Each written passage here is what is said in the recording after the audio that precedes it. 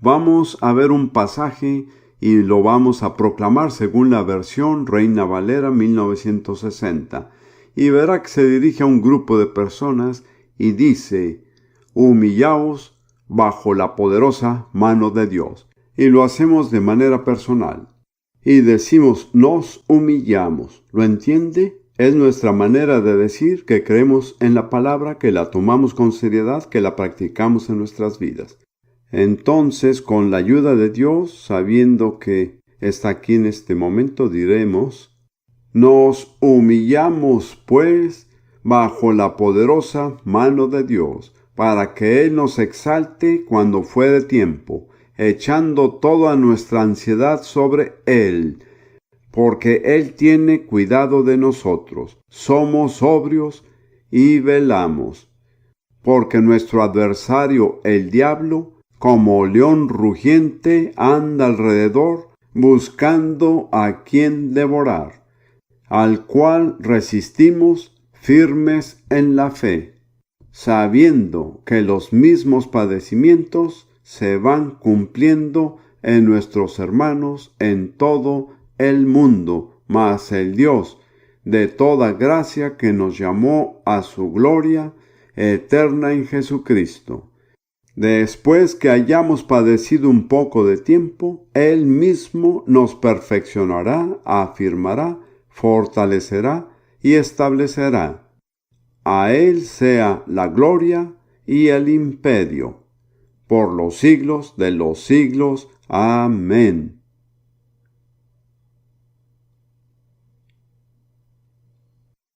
En las reuniones de esta noche hemos tratado el tema del fin o de los últimos días. Vamos a continuar con eso. Anoche cité las palabras del más grande profeta hebreo. El pueblo hebreo ha producido un linaje de profetas maravillosos, pero hay uno que lo supera a todos, y su nombre es Jesús.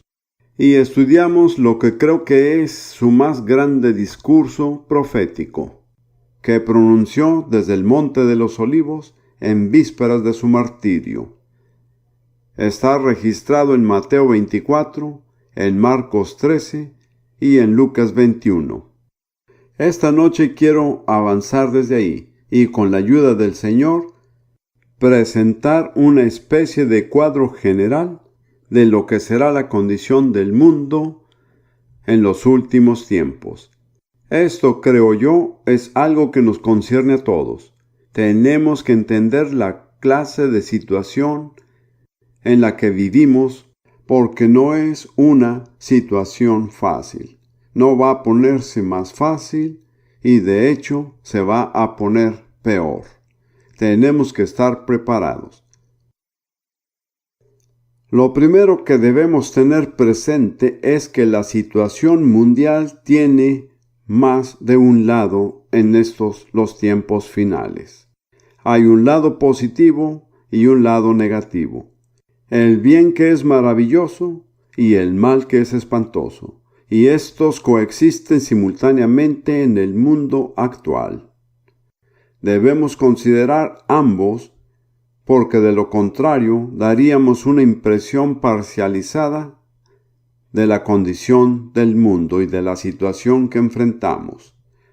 Podemos hablar solamente de lo bueno y dar a las personas la impresión no realista de optimismo, la cual se hará pedazos cuando enfrenten la realidad.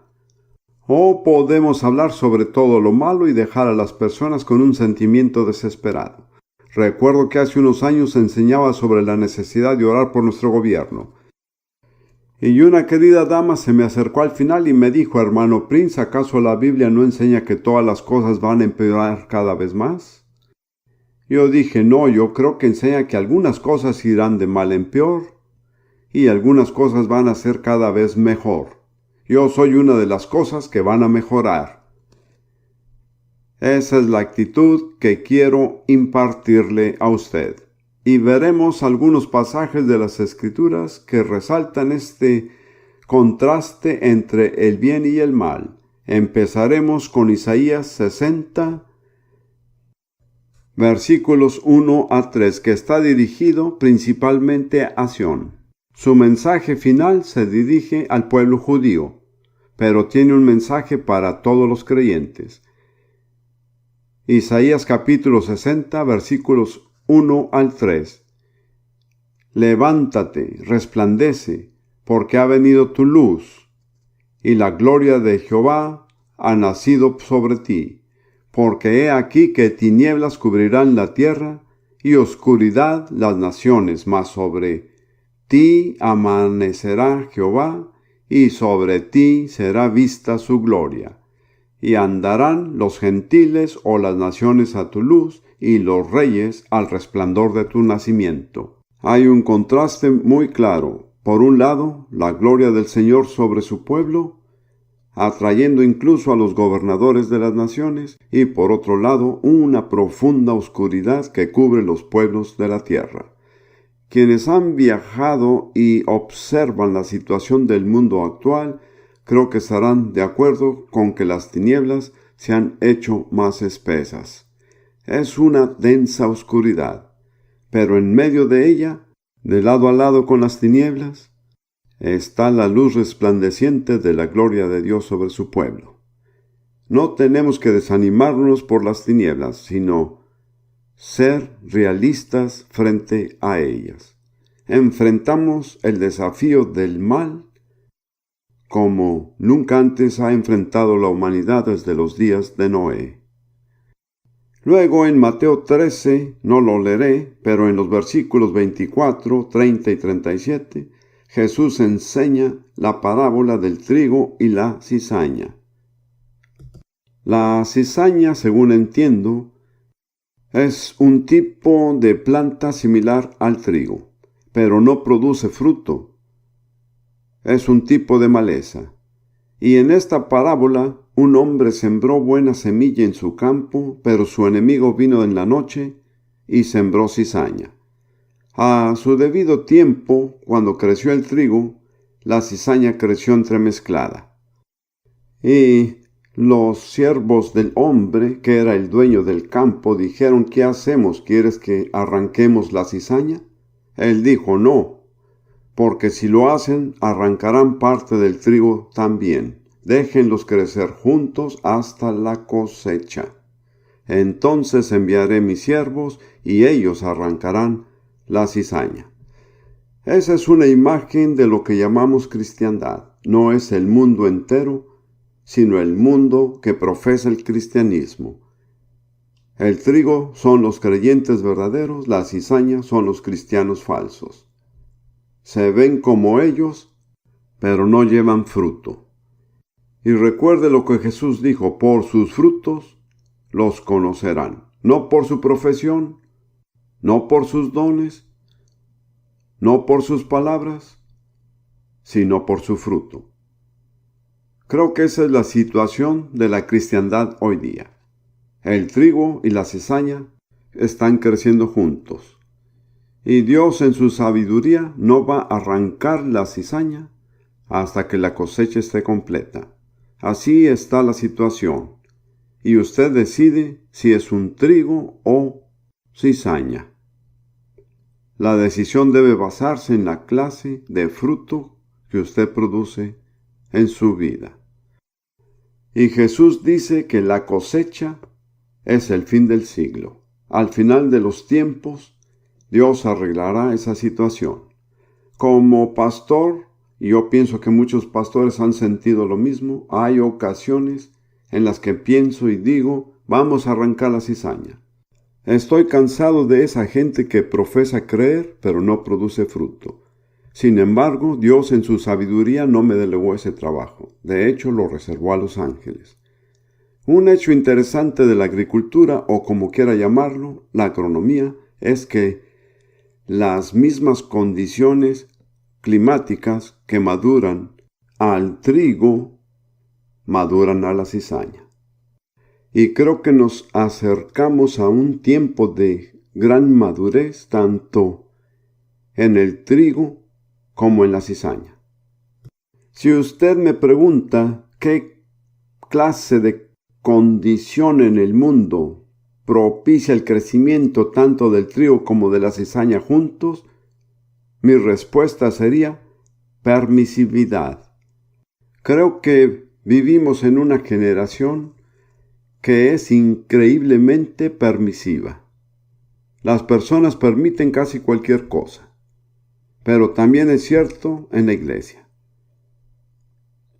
Hace 50 años uno no veía tanta gente con las manos en alto, aplaudiendo, danzando por los pasillos. Básicamente, el cristianismo era considerado un asunto muy sombrío. Tenía que sentarse de cierta manera, usar un tipo específico de lenguaje, no emocionarse, ser muy sobrio, muy sobrio. Pero todo eso ha cambiado. Algunos de ustedes nunca vivieron esa época, no pueden imaginarse cómo era. Pero hoy todo está permitido. Puede ver toda clase de espectáculos, puede ver gente haciendo piruetas en la plataforma y decir, esto es maravilloso. Entonces, recuerde que las mismas condiciones climáticas que permiten que la maldad prospere son las que permiten a los cristianos ser libres. Y creo que en cierto sentido, por la permisividad, cada uno de nosotros decidirá qué va a permitir. ¿Cómo aprovecharé la permisividad que hay en el mundo actual? Y esto es una cosa horrible. Pero ayer lo leí en el diario. Puede que algunos de ustedes lo hayan leído. Había una pareja en el tren aquí en Inglaterra que estaba teniendo relaciones sexuales en el vagón. Y había muchas otras personas en el vagón. Pero nadie protestó hasta que la pareja empezó a fumar. Eso para mí es un claro ejemplo de permisividad. Quiero decir, no es imaginación ni idea de alguien, es una realidad en la vida actual. Las playas nudistas son permitidas en muchos lugares del mundo. Ese es un ejemplo de permisividad. Pero para nosotros supone un desafío. ¿Qué vamos a permitirnos? ¿Vamos a darle gusto a nuestro apetito carnal? ¿O vamos a satisfacer la libertad que tenemos en el Espíritu Santo? Es lo uno o lo otro. Y luego, en Apocalipsis 22, justo antes de terminar la Biblia, hay una imagen de la situación que precede al regreso del Señor. Leemos estas palabras. Apocalipsis 22. Leeremos algunos versículos empezando en el 7. Jesús dice, He aquí, vengo pronto. Bienaventurado el que guarda las palabras de la profecía de este libro. Ahora, en ese contexto, sigue en el versículo 10. No selles las palabras de la profecía de este libro, porque el tiempo está cerca. Quiero señalar que esto sucede justo antes de la venida del Señor. Luego dice, y estas son palabras asombrosas, el que es injusto, sea injusto todavía, y el que es inmundo, sea inmundo todavía, y el que es justo, practique la justicia todavía, y el que es santo, santifíquese todavía. ¿Se da cuenta de esta palabra? Dice, el que es injusto, sea injusto todavía. El que es inmundo, sea inmundo todavía. Es como si el Señor dijera, no queda mucho tiempo. Si quiere vivir festejando a lo grande, hágalo ahora porque no queda mucho tiempo. Si quiere demostrar su maldad, demuéstrala ahora. Eso es lo que estamos viviendo. El que es injusto va a seguir siendo injusto. El que es impuro va a ser más impuro. Pero el que es justo va a ser más justo. Y el que es santo va a ser todavía más santo. Es la separación de caminos. No habrá neutralidad. Nadie se quedará sentado en una cerca. He comentado a veces que cuando el Espíritu Santo visita una iglesia, una de las cosas que hace es electrificar la cerca y nadie puede quedarse sentado. Nuestras iglesias de hoy están llenas de personas sentadas en la cerca. No se sabe si están a favor o en contra, pero eso no va a durar. Tiene que haber una separación de caminos. Y creo que hay un principio implícito que se ilustra en la vida de Abraham. Solo leeré un versículo en Génesis 15. Dios había dicho a Abraham que él tendría descendientes como las estrellas, y que sus descendientes, la nación que saldría de él, la nación de Israel, regresaría después de 400 años a la tierra de Canaán. Esta es la explicación que él da. Dice Abraham en el versículo 15 del capítulo 15. Dice lo siguiente: y tú vendrás a tus padres en paz, y serás sepultado en buena vejez, es decir, morirás, y en la cuarta generación tus descendientes Israel volverán acá, la tierra de Canaán, porque aún no ha llegado a su colmo la maldad del amorreo hasta aquí. En otras palabras, Dios dice: voy a encargarme de los amonitas, pero antes pasarán 4 generaciones. ¿Por qué? Porque la iniquidad, la maldad de los amonitas todavía no ha llegado al colmo. Uno de los principios con Dios es que Él recoge la cosecha cuando está completa. Tanto la cosecha de justicia como la cosecha de maldad. Por eso, al ver tanta maldad en el mundo hoy, podríamos preguntarnos por qué Dios no hace algo. La respuesta es que está esperando hasta que la cosecha esté completa. Creo que la cosecha completa de maldad va a ser algo verdaderamente estremecedor. Si no tenemos fe en Dios, si no nos damos cuenta de que Dios simplemente espera el momento de recoger la cosecha, nos desalentaremos y perderemos nuestra fe. En particular, concerniente a este período, quiero citar unas palabras de Jesús en Lucas capítulo 17, versículos 26 y 28. En el versículo 26 Jesús dice: como fue en los días de Noé, así también será en los días del Hijo del Hombre. Los días del Hijo del Hombre son los días que preceden inmediatamente al regreso de Jesús. Y luego dice también en el versículo 28, asimismo como sucedió en los días de Lot.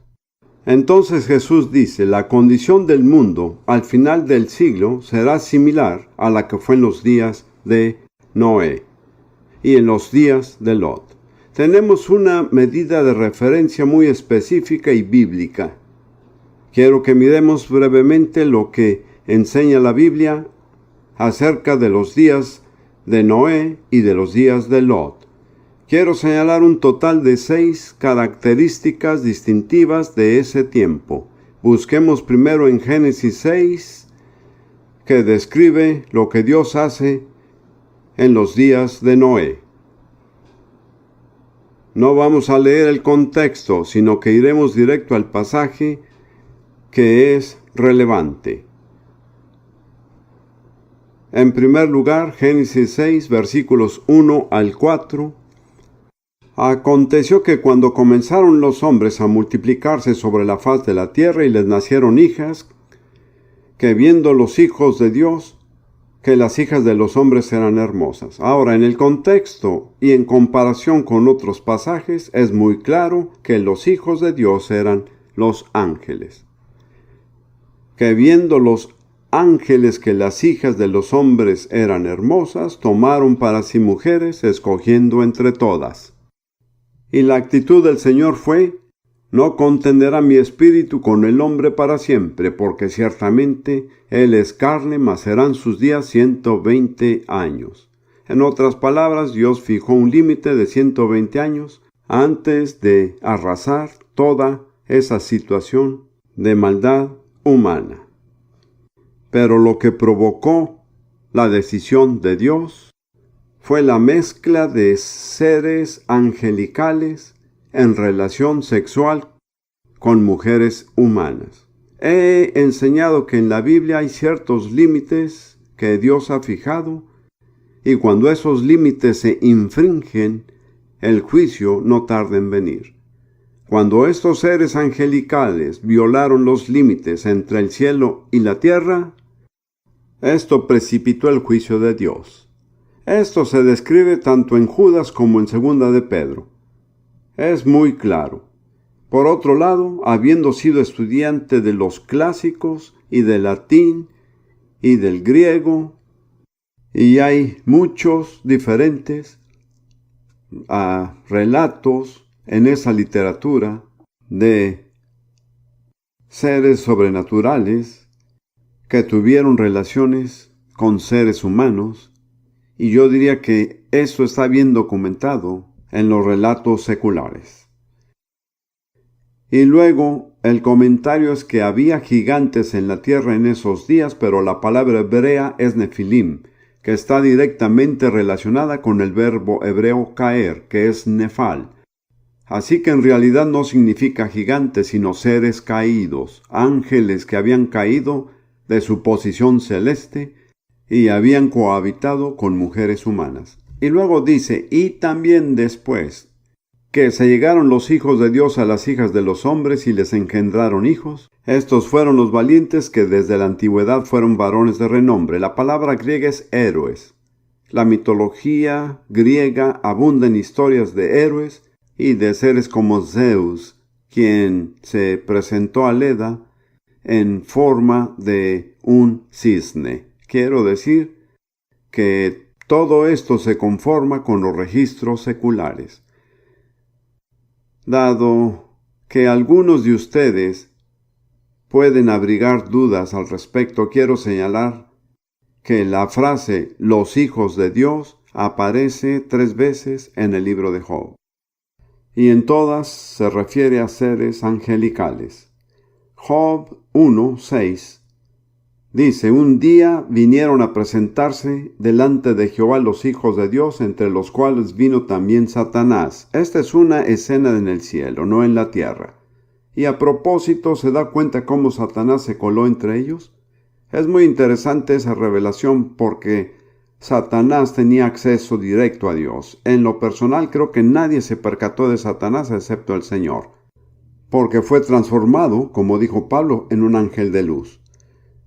Pero el Señor dijo, Satanás, ¿qué haces aquí? Y él se inventó una respuesta muy insolente. He estado recorriendo la tierra observando todo lo que ocurre.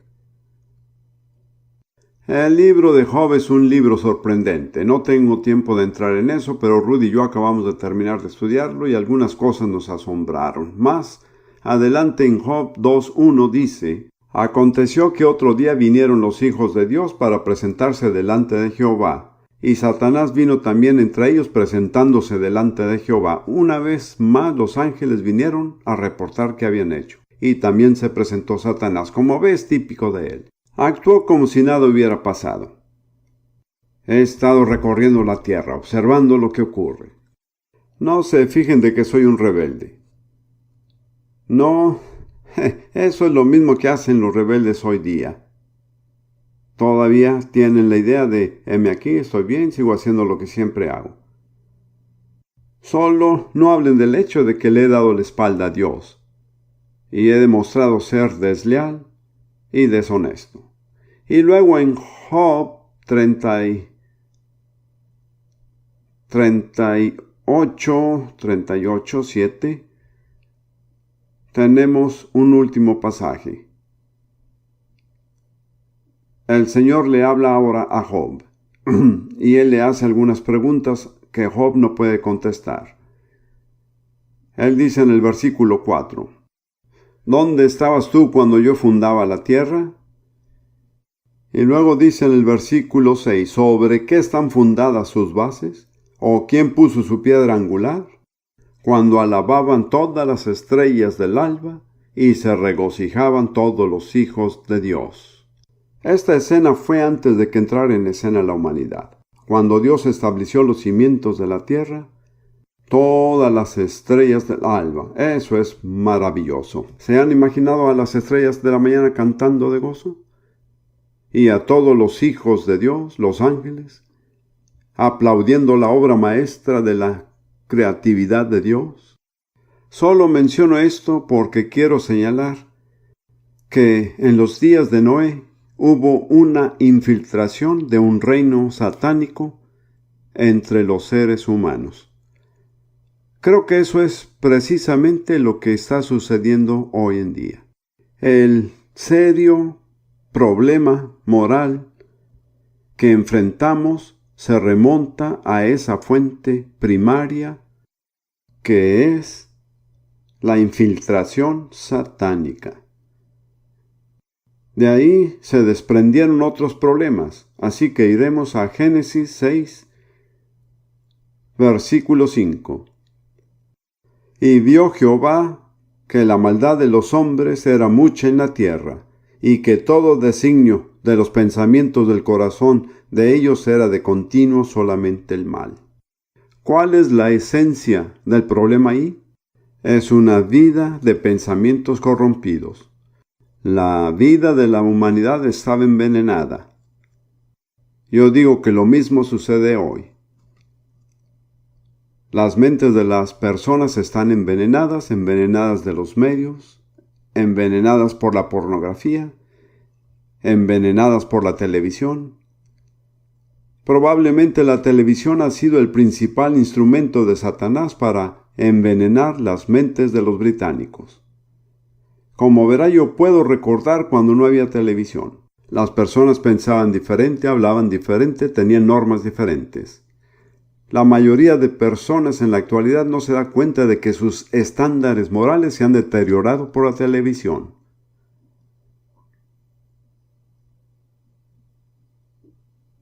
Yo le digo a la gente, digo a propósito de esto, si usted quiere realmente tener una experiencia con el Señor y ser un cristiano realmente eficaz, solo hay dos cosas que tiene que intercambiar.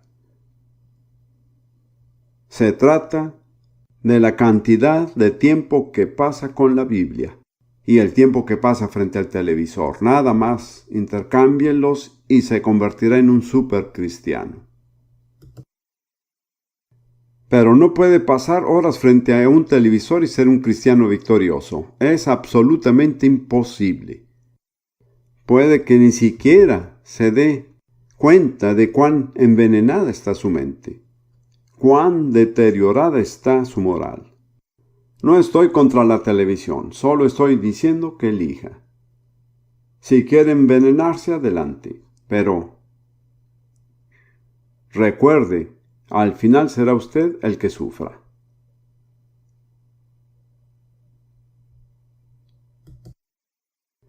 Quiero que vea cuán relevante es el paralelo entre los días de Noé y los días en que vivimos. En Génesis 6, versículo 11, encontramos otro aspecto de los días de Noé. Y se corrompió la tierra delante de Dios, y estaba la tierra llena de violencia. Es extremadamente similar a nuestro mundo actual, que está lleno de violencia. Casi en todos los países, los Estados Unidos, Gran Bretaña y un sinnúmero de otras naciones, la violencia es normal. Las personas han cambiado su forma de pensar. Si no obtengo lo que deseo, usaré la violencia para conseguirlo. La gente no pensaba así hace 50 años en este país. El problema con la mayoría de ustedes es que no tienen un referente con qué compararlo, pero yo sí. Puedo recordar cuando un ladrón que robaba el bolso de una dama aparecía en los titulares de los diarios. Hoy, eso nos parece nada. Si un ladrón rompe nuestro auto, la policía dice, ¿por qué no aseguró su auto? Aceptamos la violencia como la norma. Cada vez que viajamos, pasamos horas mientras se examina cada pieza de equipaje en busca de bombas u otra clase de material destructivo. ¿No era así en los primeros vuelos de avión? ¿Conoce la pequeña parábola de la rana en el agua? Si pone a una rana en agua hirviendo, saltará de inmediato. Pero si pone a una rana en agua y poco a poco calienta el agua, se quedará ahí hasta que muera quemada. Eso es lo que hace Satanás. Él no nos lanza en agua hirviendo, sino que calienta el agua lentamente hasta que nos mata.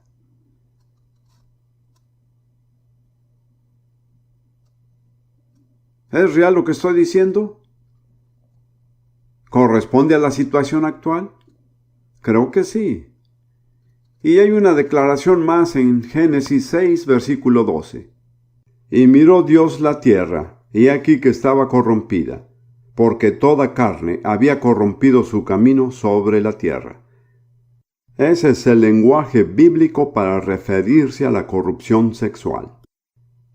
Toda forma de relacionarse sexualmente se había vuelto corrupta. Era inmoral, no natural, perversa. En esto también dicen que en los Estados Unidos, y no creo que estas estadísticas sean exactas, dicen que 1 de cada 4 niños en los Estados Unidos una de cada 5 niñas ha sido abusada sexualmente. Y 1 de cada 5 niños también. Es algo que casi se acepta como parte de la vida actual. Puedo decirle que he ministrado en iglesias en las que he descubierto perversión sexual en el liderazgo. Y aún así siguen dando la misma apariencia exterior de cristianismo. Hay otra característica de los días de Lot. En Génesis 19,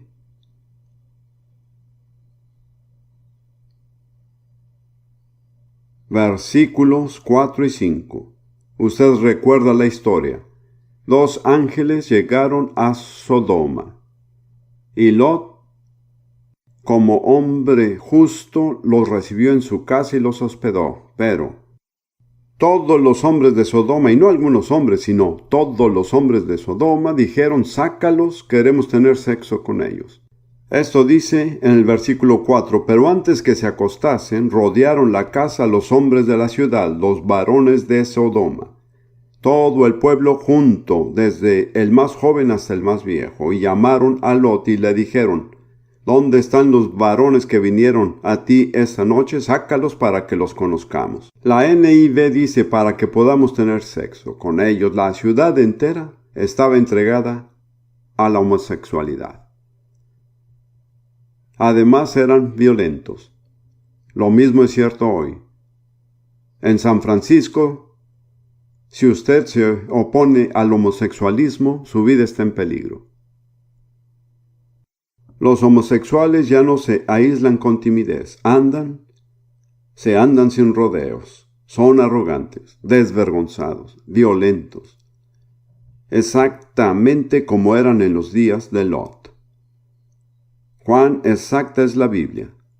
Otra vez debo decir que hace 60 años, cuando yo tenía 17, no hubiera creído que sucederían las cosas que veo actualmente en Gran Bretaña.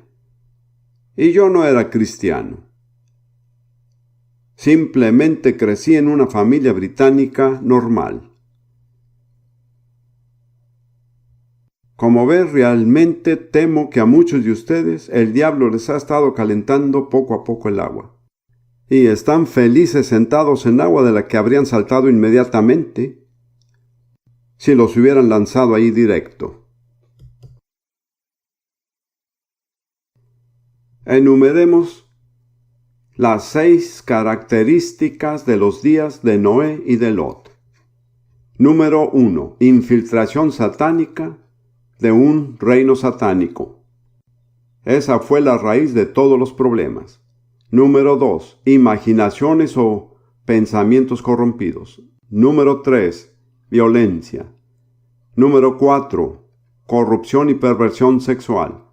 Número 5. Homosexualismo agresivo y desvergonzado. Como fue en los días de Noé y en los días de Lot, así será en los días del Hijo del Hombre. Jesús fue un verdadero profeta. Todo lo que él dijo se ha cumplido y se está cumpliendo exactamente. Él nunca exageró, nunca cometió un error. Hay otra característica de los días de Noé y de Lot que Jesús mismo señaló. La encontramos en Lucas 17,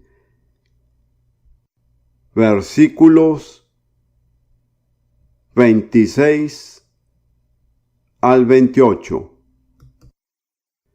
Como fue en los días de Noé, así también será en los días del Hijo del Hombre. Comían, bebían, se casaban y se daban en casamiento, hasta el día en que entró Noé en el arca, y vino el diluvio y los destruyó a todos. Asimismo, como sucedió en los días de Lot, comían, bebían, compraban, vendían, plantaban, edificaban. Mas el día en que Lot salió de Sodoma, llovió del cielo fuego y azufre y los destruyó a todos. Y observe que la palabra todos está en ambos pasajes. Hay 4 pares de actividades que Jesús menciona: comer y beber, casarse y darse en casamiento, comprar y vender, edificar y plantar. ¿Son pecaminosas? No, en esencia no hay nada pecaminoso en sí en esas actividades. Aún así provocaron la caída de las personas en los días de Noé y de Lot. En una palabra, ¿cuál era el problema? Le daré mi respuesta: materialismo. De hecho, estaban tan ocupados en actividades totalmente permitidas que no se dieron cuenta de lo que estaba sucediendo. Perdieron su sensibilidad espiritual. Solo se ocupaban en los asuntos temporales: comer, beber, casarse, darse en casamiento, comprar, vender, edificar, plantar. Mi percepción personal es que los peligros más grandes que amenazan a los cristianos en estos días, mencioné uno ayer, mencioné uno hoy. El que mencioné ayer es el engaño. El que menciono hoy es el materialismo. Creo que el materialismo y el engaño derribarán a más cristianos que el comunismo o el ateísmo jamás lo hicieron. El peligro sutil es que no lo vemos. Nuestros sentidos están debilitados y solo vivimos para los asuntos temporales. Pablo dijo algo extraordinario en 1 Corintios 15. Él dijo: si en esta vida solamente esperamos en Cristo, somos los más dignos de conmiseración de todos los hombres. ¿Cuántos creyentes están aquí que en verdad tienen esperanza solo en este mundo, cuya visión no va más allá del mundo? ¿Y cuánta enseñanza existe hoy día acerca de cómo prosperar, cómo volverse rico, cómo ser saludable y exitoso, y cómo tener un buen matrimonio? Todo eso es legítimo. Pero si para eso vivimos, no estamos viviendo en el reino de Dios. He observado que Jesús y los primeros predicadores no andaban diciendo a las personas cómo solucionar sus problemas, que es probablemente la forma de enseñanza más popular en la iglesia hoy. Hay una infinidad de problemas y siempre hay un libro que le dirá cómo solucionarlos. Y Jesús, hay una metodología de aproximarse a las personas para descubrir una necesidad percibida y satisfacerla, y encuentran quien lo haga. Jesús no andaba por ahí descubriendo necesidades percibidas. Él anduvo por todas partes declarando que hay un rey en el cielo y que él tiene un reino. Y si quiere estar en su reino, tiene que cumplir con sus condiciones. La primera es arrepentirse. Una palabra que ha desaparecido del vocabulario de muchos predicadores.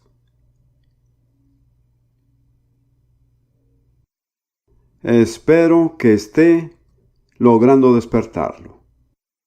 Hay dos palabras para referirse a la visitación de Dios a la iglesia. Una es avivamiento, la otra es despertar. Creo que la iglesia en este país, como en muchos otros países, necesita con urgencia un despertar. Las personas están dormidas en sus sillas, cantando himnos mientras duermen.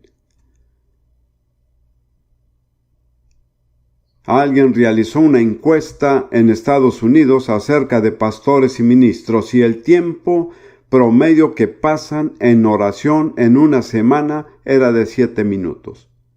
Esto es lo que ellos mismos dijeron, no algo que les obligaron a decir. ¿Cuánto tiempo pasa usted en oración? No me responda. Pregúntese a usted mismo.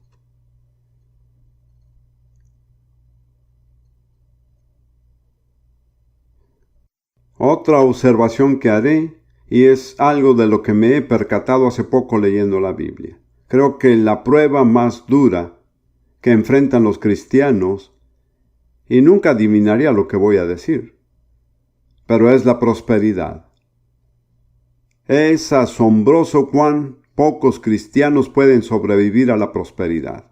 Creo que Dios da la prosperidad, pero es una prueba. Pensaba en los reyes de Israel y realmente no hay uno solo que haya sobrevivido totalmente a la prosperidad. David sufrió una terrible caída, pero gracias a Dios se levantó. Salomón fue el más próspero de todos los reyes y terminó como un idólatra. Puede examinar los otros, yo no lo haré, pero uno tras otro hicieron un poco de bien, pero no persistieron en ello hasta el final. Si hay un reto para mí en mi vida a esta edad es este: Señor, ayúdame a perseverar hasta el fin, a no bajar mis estándares, a no desviarme del camino estrecho. ¿Puede decir amén a esto? Dios tomará en serio ese amén, pero será bueno para usted también. Ahora, quiero ir al Nuevo Testamento brevemente. Y quiero mostrarle que el Nuevo Testamento en otro lenguaje dice lo mismo. En 2 de Timoteo, capítulo 3, versículos 1 al 5. Pablo dice, debes saber esto, o hay algo de lo que puedes estar seguro. Creo que la NBI tiene una excelente traducción, olvidé cuál es. También debes saber esto, que en los postreros días vendrán tiempos peligrosos. El comentario en el margen de esta versión dice, vendrán tiempos muy difíciles. ¿Cuántos de ustedes se dan cuenta de que vivimos en tiempos difíciles? Bueno, esa es la prueba de que la Biblia es verdad. ¿Cuál es el problema? ¿Qué causa esa dificultad? ¿Qué causa el peligro? Una cosa por encima de las demás, el deterioro del carácter del ser humano. Podemos encontrar toda clase de otras razones económicas, políticas, sociales, pero no son la raíz. El problema de raíz es el deterioro de la moral y del carácter del hombre. Ahí es donde la Biblia da su explicación. Y Pablo sigue, porque habrá hombres. Y enumera 18 defectos morales. Si tiene problemas en su vida y en su situación, recuerde que el problema de raíz es su carácter. Podrá resolver todos los problemas, pero no resolverá su problema. Esta es la lista. Y conforme la lee, quiero que piense en la sociedad en la que vive y diga cuánto de esto se aplica hoy. Porque habrá hombres amadores de sí mismos, avaros, vanagloriosos, soberbios, blasfemos, desobedientes a los padres, ingratos, impíos, sin afecto natural, implacables, calumniadores, intemperantes, crueles, aborrecedores de lo bueno, traidores, impetuosos, infatuados, amadores de los deleites más que de Dios. No quiero demorarme en esta lista, pero yo personalmente digo que he visto cada una de estas características en nuestra sociedad contemporánea. Y en cierta medida hace 50 años no era así. Yo diría que los 3 problemas de raíz son los que la gente ama. Se aman a sí mismos, aman el dinero y aman el placer. Verá, yo no creo que pueda existir un buen gobierno en ninguna nación donde la gente está obsesionada con el amor al dinero, porque cualquiera puede ser sobornado. Eso es cierto en los Estados Unidos, donde yo vivo y soy ciudadano. También soy ciudadano británico. Yo diría que tanto en Estados Unidos como en Europa, la verdadera justicia y un buen gobierno se han vuelto imposibles por causa del amor al dinero, porque las personas pueden ser compradas. Hubo una declaración en la prensa acerca del hijo de Margaret Thatcher, que recibió 10 millones de libras esterlinas por un contrato con Arabia Saudita. No sé si sea verdad, pero esas cantidades se lanzan así nada más al aire. Hace muchos años, antes de que Roma se convirtiera en un imperio, tenía la ciudad líder del mundo antiguo, y un rey del norte de África visitó la ciudad para verla. Su comentario final fue, se lo voy a dar en español: una ciudad para la venta si tan solo pudiera encontrar un comprador. Cada vez que visito los Estados Unidos pienso en esto y me digo, una nación para la venta si tan solo encontrar un comprador. Hay muchos árabes y japoneses que están comprando. Creo que lo mismo es cierto de Europa, un continente para la venta, si tan solo pudiera encontrar quien lo compre.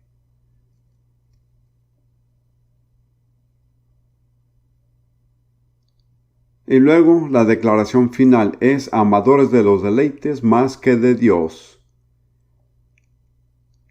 La afirmación más impresionante es la que sigue: que tendrán apariencia de piedad, pero negarán la eficacia de ella. Y cuando Pablo usa la palabra piedad, no pudo haberla usado para algo aparte de quienes profesan ser cristianos. De modo que las personas aquí descritas no son ateos, ni personas de otras religiones, son personas que profesan ser cristianos. Tienen una forma de piedad, pero no hay lugar para ese poder. ¿Cuál es el poder que niegan? El poder para cambiar vidas. ¿Cree usted que el Evangelio puede radicalmente cambiar a hombres y a mujeres desde su interior de tal modo que empiecen a odiar aquello que aman y a amar las cosas que odiaban? Yo no soy para nada perfecto. Puede preguntarle a mi esposa para que se lo confirme. Pero en 1941, al final del mes de julio, en un hotel en North Bay, Scarborough, tuve un encuentro personal con el Señor Jesucristo. No tenía conocimiento doctrinal alguno. No era más que un anglicano ignorante. No me puede decir lo contrario porque estuve demasiado tiempo en ello para darme cuenta. Pero Dios bendiga a los anglicanos. Y doy gracias a Dios por lo que recibí de mi trasfondo anglicano, un conocimiento básico de la Biblia. Fue como una semilla que fue plantada y quedó durmiente, pero cuando cayó agua germinó instantáneamente. Pero lo que estaba diciendo es que tuve un encuentro con Jesús. No sabía nada de la salvación, no sabía nada de lo que era nacer de nuevo. Pero fui cambiado, totalmente, radicalmente, de manera permanente. No fui hecho perfecto. Todavía no soy perfecto. Pero me convertí en alguien totalmente diferente. Y ese es el poder del Evangelio para convertir a las personas en algo completamente diferente a lo que son por naturaleza. Ese es el poder que se niega en la iglesia hoy día. Toleramos a los homosexuales porque pensamos, pobres, ¿qué pueden hacer? La verdad es que Dios puede cambiar a los homosexuales.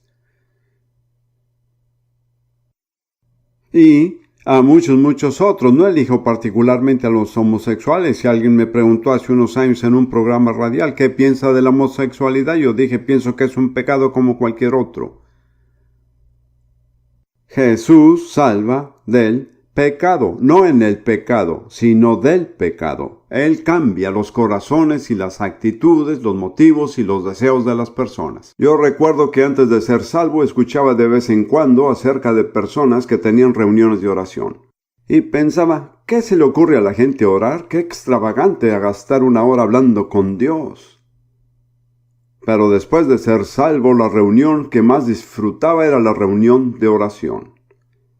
Fui salvo a través de los pentecostales. Ellos sabían que no era pentecostal, pero me trataron con mucha bondad. Un día me llevaron a una reunión de oración y temían que yo me incomodara. Pero déjeme decirle que yo incomodé la reunión. Porque cuando el Espíritu de Dios vino sobre mí, yo empecé a reír. Me reí con fuerza y por mucho tiempo. ¿Cuántos de ustedes saben lo que es reírse en el Espíritu Santo? No hay nada más refrescante que eso. Ruth y yo estábamos orando hace unos días en nuestra cama, como hacemos de costumbre, y la risa se apoderó de Ruth, es decir, rió durante 10 minutos con mucha gracia.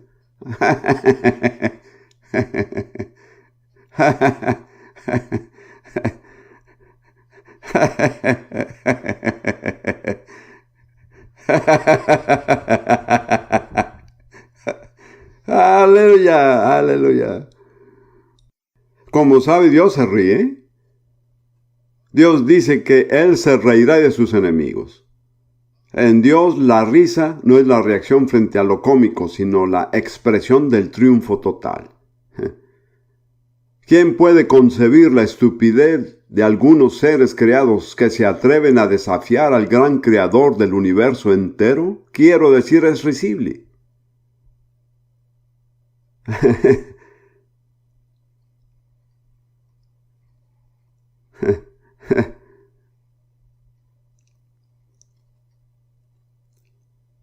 Algunos de ustedes piensan que es un poco extraño, lo sé. Hace 50 años hubiera pensado de eso. Pero cuando estoy entre pentecostales suceden toda clase de cosas extrañas. Le diré una cosa. El predicador hablaba sobre la visión que tuvo Isaías cuando vio al Señor. Y sus labios fueron tocados con una brasa, etc. Pero él era uno de esos predicadores que no se ceñían a un tema. Empezó a pasar de un tema a otro, y yo estaba sentado tratando de descifrar qué estaba hablando. Y de algún modo llegó a describir la relación entre el rey Saúl y David, el joven pastor de ovejas. Con gran precisión señaló que el rey Saúl era más alto que David por una cabeza. Y a la mitad de su diálogo imaginario entre Saúl y David, él saltó a un banco sobre la plataforma y miró hacia abajo donde él estaba como David. Yo lo seguía con atención cuando, en medio del diálogo, como el rey Saúl, el banco se colapsó y él también. Esa fue mi introducción a los pentecostales. Con mis antecedentes académicos de la Universidad de Cambridge como estudiante de latín y griego, pero ¿sabe qué? Yo no podía entenderlo, pero sabía que lo que ellos tenían era real. Y sabía algo más que yo no lo tenía. En realidad, como pentecostales o carismáticos, no tenemos que temer nada que el Espíritu Santo haga. Cuando es fingido y es carnal, es ofensivo. Pero cuando es la obra auténtica del Espíritu Santo, Él sabe qué hacer. Él sabe cómo tocar a las personas. Cuando el servicio terminó, hicieron un llamado. Yo nunca había estado en una iglesia donde hicieran un llamado. Para mí era ofensivo pedir a alguien que levantara su mano en público en una iglesia. Yo no entendía lo que estaban ofreciendo. Lo único en lo que pensaba era que eso debía ser lo que le pasó a Isaías. Entonces me quedé sentado en silencio, y no había música de fondo en esos días. Era todo muy modesto. Yo sabía que todos estaban enfocados en mí. Yo era un soldado en uniforme, y la mayoría de las presentes eran mujeres ancianas. Y mientras estaba en ese silencio paralizante, hubo dos voces audibles que me hablaron.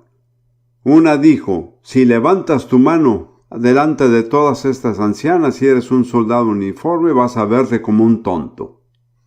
Pero la otra voz dijo: si eso es algo bueno, ¿por qué no puedes tenerlo?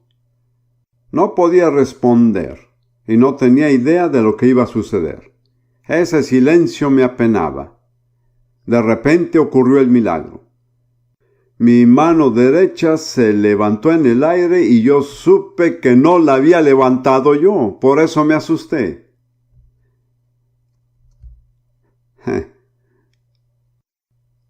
Entonces confía en el Espíritu Santo. Él sabe lo que hace. Bueno, solo quiero señalar, volviendo a 2 de Timoteo 3, que el origen de los problemas de este siglo es el mismo. Es una invasión oculta, pero está muy bien escondida. Todo el movimiento de la nueva era es ocultismo. Muchas personas no lo saben, pero lo es. Y lo mismo en este pasaje. Continúa en 2 de Timoteo 3, 8 y 9. Y de la manera que Janes y Jambres resistieron a Moisés, así también estos resisten a la verdad, hombres corruptos de entendimiento, réprobos en cuanto a la fe. Janes y Jambres eran dos magos que compitieron con Moisés en la corte del faraón. Detrás de la decadencia moral aparente estaba lo oculto, y siempre produce deterioro moral. Y luego, en el mismo capítulo, en el versículo 13, Pablo dice: mas los malos hombres y los engañadores irán de mal en peor, engañando y siendo engañados. Aquí la versión en inglés dice impostores, es decir, puedo dar fe de esto. Yo estudié griego desde que tenía 10 años. La palabra griega significa encantadores. Malos hombres y encantadores. Y los encantamientos han sido una práctica principal de los ocultistas, y lo son hasta hoy. Entonces la realidad dice: los malos hombres y los que practican el ocultismo irán de mal en peor. Quiero decir esto porque detrás de nuestros problemas está lo oculto, está la obra de Satanás. Y muchos de ustedes podrán ser liberados en un servicio mañana. Y muchos de ustedes no se dan cuenta de que la raíz de sus problemas es algo oculto, ya sea por sus padres que participaron en ello, o está en su propia vida, o tuvo algún contacto con ello. Y mientras no trate con ello cara a cara, no podrá resolver su problema. Bien, hemos hablado de lo malo, hemos hablado de las tinieblas, pero gracias a Dios que hay otro lado, el lado de la luz, del bien y de la bendición. Quiero hablar de eso. De nuevo, miramos a los días de Noé, pero esta vez lo veremos como se describe en Hebreos capítulo 11, versículo 7. Esta es la otra cara de Noé. Por la fe, Noé, cuando fue advertido por Dios acerca de las cosas que aún no se veían con temor, preparó el arca en que su casa se salvase, y por esa fe condenó al mundo, y fue hecho heredero de la justicia que viene por la fe. Quiero que vea esto. En medio de toda la maldad estaba este hombre Noé, que tenía una relación personal e íntima con Dios. Dios podía hablar con él, y él podía oír a Dios y recibir advertencias proféticas, y Dios le reveló lo que iba a suceder en la tierra y le mostró qué hacer al respecto. Quiero sugerir a todos nosotros, a mí mismo, que Noé es un modelo para nosotros. Él es la clase de persona que debemos ser en estos días malos, en estos días de Noé. Quiero señalar unas pocas características de Noé, que son, creo yo, todo un ejemplo para nosotros. Volvamos a Génesis 6, versículo 7. Y dijo Jehová: raeré de sobre la faz de la tierra a los hombres que he creado, desde el hombre hasta la bestia y hasta el reptil y las aves del cielo, pues me arrepiento de haberlos hecho. Hay unos maravillosos peros en la Biblia. Y el siguiente versículo empieza con un maravilloso pero. Ya conoce Romanos 6:23, que es un maravilloso pero, pues la paga del pecado es la muerte. Pero el regalo que Dios da es la vida eterna en Cristo Jesús nuestro Señor. Y aquí Dios dice que ha decidido arrasar con toda criatura viviente, pero el versículo 8 dice: pero Noé halló gracia ante los ojos de Jehová. Él no era bueno para ser preservado, pero halló gracia. La gracia supera todo lo que pudiéramos ganar. Ganarse algo no es gracia. Lo que se recibe por la gracia no se puede ganar. El problema con muchas personas religiosas es que se limitan ellos mismos a lo que piensan que pueden ganar, y nunca entran en la gracia de Dios. La gracia ha sido definida como el favor gratuito e inmerecido de Dios. Usted no lo merece, pero lo puede recibir. ¿Cómo? ¿Por medio de qué? Así es. Rudy y yo tenemos un pasaje bíblico: porque por gracia sois salvos por medio de la fe, y esto no de vosotros, pues es don de Dios, no por obras, para que nadie se gloríe, porque somos hechura suya, creados en Cristo Jesús para buenas obras, las cuales Dios preparó de antemano para que anduviésemos en ellas. Efesios 2, 8, 10. Es por gracia, por medio de la fe. Aunque él no lo merecía, pero él creyó, y su fe le fue contada por justicia. Así que lo primero acerca de Noé es que halló gracia. Lo segundo, en el versículo 9, es que Noé caminaba con Dios. Tenía una relación personal diaria y constante con Dios. Hay dos hombres que sobresalen antes del diluvio: Enoc y Noé. De ambos se dice que caminaron con Dios. ¡Qué privilegio caminar con Dios! Tener comunión diaria con Dios. Tener esa relación con Él le revela cosas. Le muestra lo que debe evitar y los peligros que se avecinan. Y le muestra cuánto lo ama. Hay una bella canción, no recuerdo con exactitud la letra, pero dice: tú no te ves como yo te veo, dice Dios. Pero cuando caminas con Dios, Él empieza a mostrarle la forma como Él lo ve realmente. Y cuánto lo ama, a pesar de todos sus errores. Usted no puede ganarse el amor de Dios, pero puede recibirlo. Y también descubrimos de Noé lo que se dice de él en 2 de Pedro 2:5, que era pregonero de justicia. No era simplemente un hombre que vivía una vida sin hacer daño a nadie, sino que proclamaba la justicia de Dios. Y luego dice en Génesis 6, versículo 14 a 22, que él fue encargado de construir el arca. Era un constructor. Y las dimensiones del arca eran increíbles. Su largo era de 300 codos, que equivale a casi 140 metros. Su ancho 50 codos, unos 22 metros. Su altura 30 codos, casi 10 metros. No era algo pequeño lo que tenía que construir. No era un proyecto para hacer en su tiempo libre. Es algo que debió consumir toda su energía y su tiempo. Además tenía una familia, una esposa y 3 hijos casados. Eso suma 8 personas. Mi cálculo es que se necesitó el trabajo de al menos 8 personas para construir esa arca.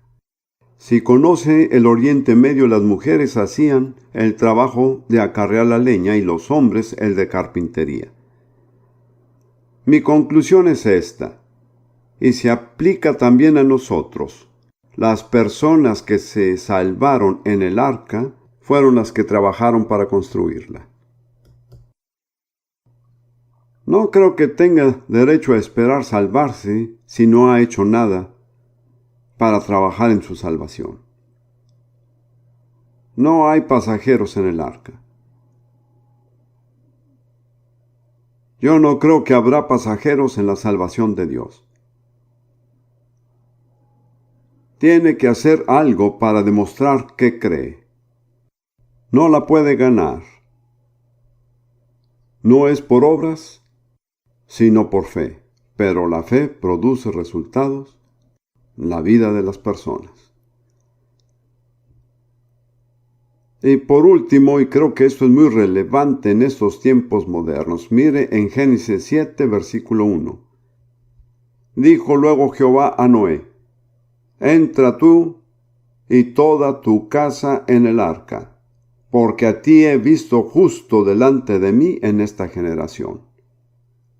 ¿Se dan cuenta, padres, que su justicia puede dar entrada a su familia en el arca? Dios no dijo: he visto que tu familia es justa. Él dijo: a ti te he visto justo delante de mí, trae a tu familia. ¡Qué gran desafío! Especialmente para los hombres. ¿Cuántos de ustedes han escuchado acerca del Dr. James Dobson?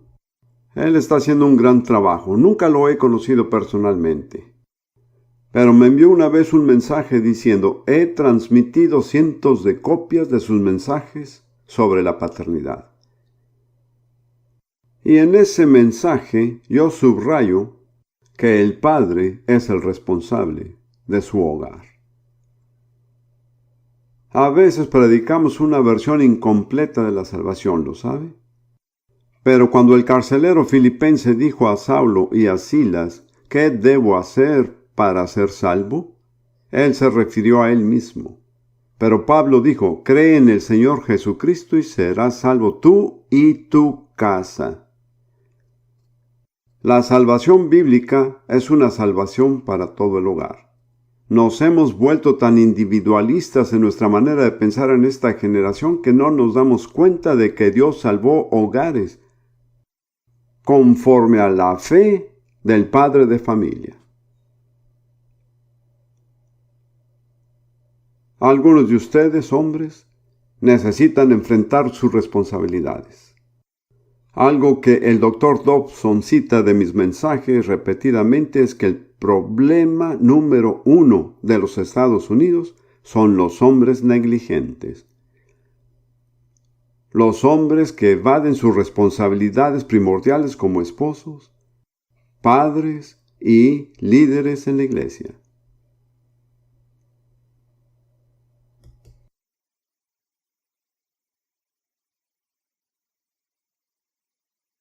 Para concluir, quiero mirar un último aspecto positivo del cuadro. En Hechos capítulo 2. ¿Cuántos saben a qué voy a referirme? Y esto sucederá. Hechos 2 son las palabras de Pedro en el día de Pentecostés. Y no voy a dar el contexto. Pero esto dice Hechos 2, versículos del 17 al 21. Y sucederá que en los últimos días, dice Dios, que derramaré de mi espíritu sobre toda carne. Y vuestros hijos y vuestras hijas profetizarán, vuestros jóvenes verán visiones, y vuestros ancianos soñarán sueños. Y hasta sobre mis siervos y sobre mis siervas en aquellos días derramaré de mi espíritu y profetizarán. Y daré prodigios arriba en el cielo y señales en la tierra, sangre y fuego y vapor de humo. El sol se convertirá en tinieblas y la luna en sangre antes de que venga el día del Señor grande y manifiesto. Y sucederá que todo aquel que invoque el nombre del Señor será salvo. La característica distintiva de los últimos días es un derramamiento sin igual del Espíritu Santo sobre toda carne.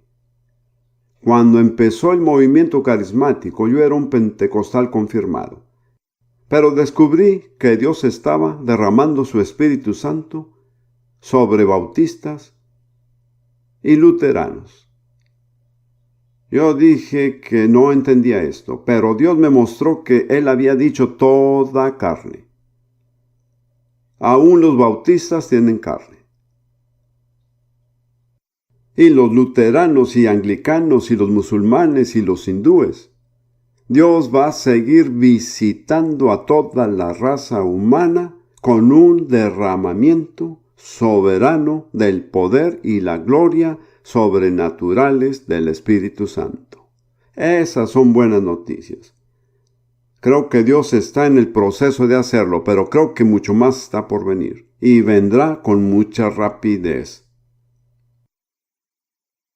Cuando el poder del mal aumenta en todas partes y de todas formas, Dios en su misericordia está preparado para dotarnos con un poder mayor. Necesitamos un poder espiritual que es más grande que todas las fuerzas de tinieblas.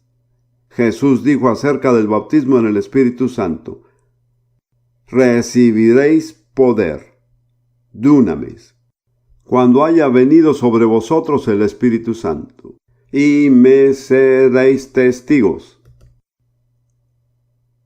Jesús no permitió que sus discípulos salieran y empezaran a predicar antes de que fueran dotados de poder sobrenatural. Es contrario al orden divino.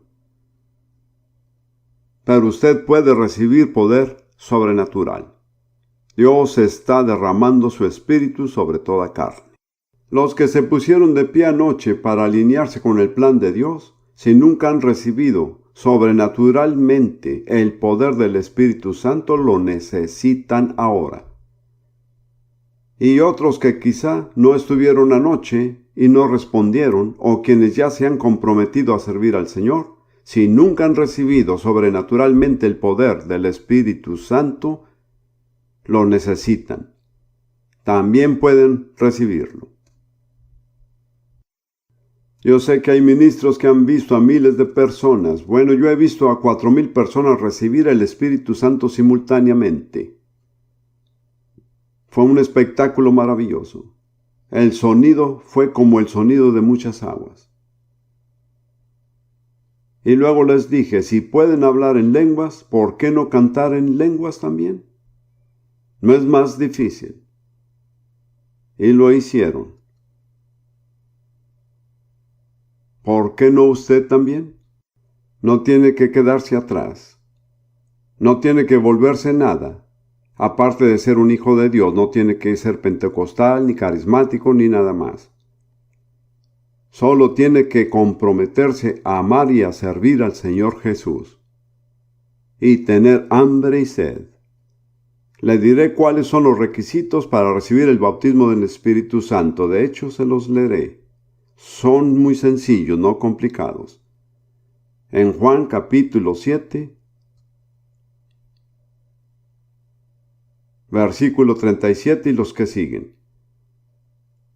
El Evangelio dice esto: en el último y gran día de la fiesta, Jesús se puso de pie y alzó la voz: si alguno tiene sed, venga a mí y beba. El que cree en mí, como dice la Escritura, de su interior. Bendito sea Dios, otra versión bíblica dice, de sus entrañas. Yo recuerdo estar sentado en la iglesia y pensar que era un poco incómodo hablar de sus entrañas. Pero déjeme decirle, cuando recibí el bautismo yo supe dónde empezó. Empezó en mis entrañas. De su interior correrán ríos de agua viva. Esto dijo del Espíritu que habían de recibir los que creyesen en él. Pues aún no había venido el Espíritu Santo, porque Jesús no había sido aún glorificado. Aquí habla de los creyentes que reciben el Espíritu Santo. Hay 3 requisitos sencillos. En primer lugar, si alguno tiene sed. Ese es el principal requisito. Querer más de Dios de lo que tiene en el presente. Si usted piensa que lo tiene todo y que está muy bien, ¿por qué debería Dios darle más? ¿Alguna vez ha estado verdaderamente sediento? Yo serví en el desierto de Egipto en la Segunda Guerra Mundial y a veces el agua escaseaba. Le diré, cuando usted tiene sed, solo hay una cosa en la que piensa, y es en beber. Jesús dijo, si usted está sediento, si solo hay una cosa que usted desea, que es el poder sobrenatural del Espíritu Santo, entonces usted califica. No tiene que citar las Escrituras. No tiene que ser capaz de predicar sermones. Solo tiene que tener sed. Ese es el requisito número 1. Requisito número 2. Venir a mí, dice Jesús. Solo hay uno que bautiza en el Espíritu Santo, y ese es Jesús. Si usted quiere el bautismo, tiene que venir al que bautiza. Ese es el requisito número 2, venir a Jesús. Número 3. Este es tan sencillo que las personas suelen equivocarse. Y beba. Nadie ha bebido jamás con la boca cerrada. Y nadie ha sido bautizado jamás en el Espíritu Santo con su boca cerrada. Beber es recibir algo en su interior por un acto de su voluntad y de sus músculos. Así es como recibe el Espíritu Santo. Puedo decir honestamente que he visto a miles de personas recibir al Espíritu Santo, pero nunca he visto que alguien haya llegado al punto de beber y no lo haya recibido. Pero he visto personas que han sido demasiado religiosas para abrir su boca y beber, y no lo recibieron. Es un don, no lo puede ganar, no tiene que ser lo suficientemente bueno. Puedo recordar los días del movimiento pentecostal cuando la gente decía, he estado esperando 25 años. Tal vez esperaron hasta que murieron. Usted no tiene que esperar. La espera terminó el día de Pentecostés. El Espíritu Santo fue dado. Punto. Así es. Y cuando usted ha bebido, empiezan a ocurrir milagros. Ese pequeño sorbo se convierte en ríos, no un río, sino ríos de agua viva, y brotan de su entraña a través de su garganta y salen por su boca. Jesús dijo en Mateo 12:38, de la abundancia del corazón habla la boca. Cuando su corazón está lleno hasta desbordarse, la válvula de desagüe es su boca. Y cuando es una fuente sobrenatural, será un desbordamiento sobrenatural. Hablará un lenguaje que nunca ha aprendido y que no entiende. Tal vez por primera vez en su vida usará su lengua para el propósito por el cual Dios le dio una lengua, que es glorificar a Dios. Y cada palabra que habla por el Espíritu Santo glorificará a Dios. Entonces, ¿qué les parece? ¿Cuántos esta noche dicen, hermano Prince, no he recibido esa experiencia sobrenatural? Pero realmente quiero servir al Señor y seguirle. Esta noche estoy sediento. ¿Me ayuda? Será un placer. Haga una cosa. Póngase de pie y venga. Al frente. Quien quiera que sea, sediento, usted quiere ser bautizado en el Espíritu Santo. No le dé pena.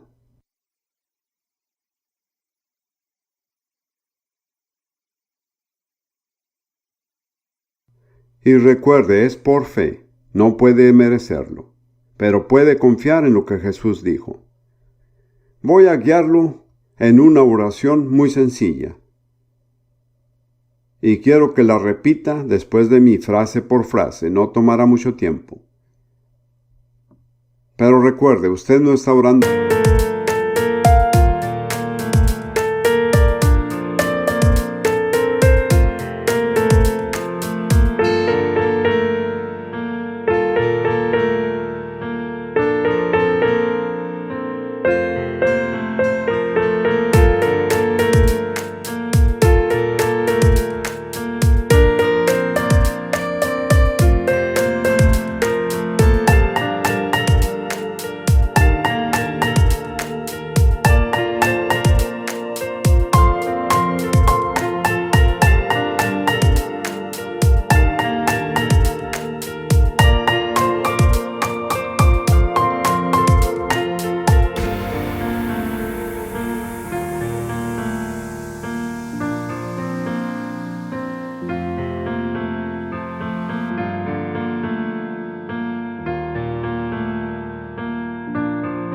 A mí, está orando al Señor Jesús, que es quien bautiza. Y cuando haya dicho estas palabras, terminaré pidiéndole que dé gracias por la fe. Yo crecí en una época en Gran Bretaña cuando se le daba una galleta a un niño y el niño daba gracias antes de recibirla. ¿Recuerda esos tiempos? Así que cuando pida al Espíritu Santo, usted le dará gracias antes de recibirlo. ¿Está bien? Eso es fe. Cuando haya dicho amén, ese será el fin de la oración. No siga orando porque mientras usted siga hablando en su propio idioma, no puede hablar en otro. Cuando diga la oración, solamente abra su boca y empiece a respirar en el Espíritu Santo. Olvídese de todo y de todos. Luego, simplemente empiece a hablar. Dice que en el día de Pentecostés ellos empezaron a hablar. El Espíritu Santo no hablará por usted, pero si usted habla, Él le dará las palabras. Es una cooperación entre lo humano y lo divino. Nosotros estamos de su lado, queremos que tenga la victoria. Entonces no se avergüence. Si se pone un poco emotivo, tal vez lo necesite. Tal vez solloce y llore. Le diré por qué esto sucede. Porque hay algo en su interior que se llama su espíritu, que ha sido contristado muchas veces, pero nunca ha tenido la oportunidad de expresarse. Está callado dentro de usted, pero cuando viene el Espíritu Santo, Él libera eso. Y tal vez llore por cosas que sucedieron en su infancia. No apague al Espíritu, no lo reprima. Él sabe lo que hace. Él conoce todo acerca de cada uno. Él conoce todos sus problemas. Él conoce los sucesos tristes de su vida, los felices, las cosas malas. Y Él no tiene nada en contra suya mientras usted confía en su perdón. Así que voy a empezar guiándolo en una oración para reconocer a Jesús y recibir su perdón. Tal vez ya lo ha hecho antes, pero no sobra hacerlo de nuevo. Estas son las palabras que quiero que diga. No está orando a mí. Señor Jesucristo, yo creo que tú eres el Hijo de Dios y el único camino a Dios, que moriste en la cruz por mis pecados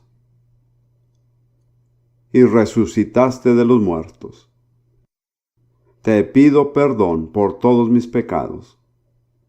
Me aparto de todos mis pecados y me vuelvo a ti, Señor Jesús, para recibir misericordia y perdón. Creo que tú me perdonas y recibo tu perdón. Ahora vengo a ti como el que bautiza en el Espíritu Santo. Señor, estoy sediento. Quiero recibir de ti.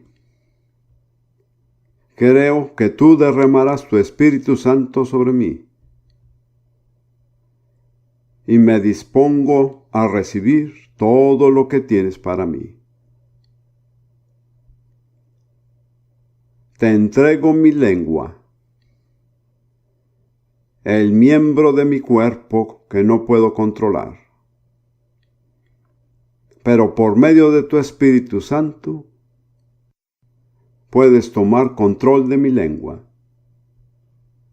y darme un nuevo lenguaje para adorarte y glorificarte.